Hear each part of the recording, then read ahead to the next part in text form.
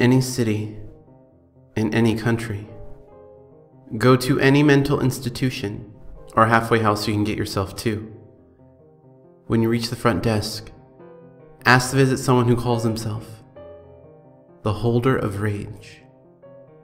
The person will appear shy as they show you to a door and then walk away. When you enter the door, you'll be looking down a staircase that descends into darkness. As you descend the stairs, you will begin to hear screams. The screams will come from a throat of indeterminable origin. If the screaming stops at any time, shout to the darkness, "Resume your business. I do not wish to intrude." If the screaming does not come back, there is nothing you can do, for you will be dead before you know what happens. If the screaming continues, you may move on. Eventually, you will see light coming through the cracks in a door. Go through this door, and you will see what appears to be a medieval dungeon. Hollowed out skulls filled with candles serve as lanterns, and skeletons line the walls. There will be a wooden table in front of a fire inside a fireplace. On this table is a severed head of a 4-year-old girl, staring ahead with glassy eyes. Step up to the table and look the head in the eyes.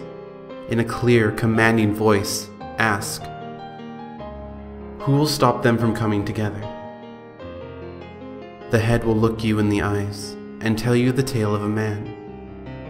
She will tell you his entire story, from his violent birth to what he is doing that very moment. His deeds will be recounted in horrifying detail. He is a murderer of which the likes have never been seen, and he is just as mad.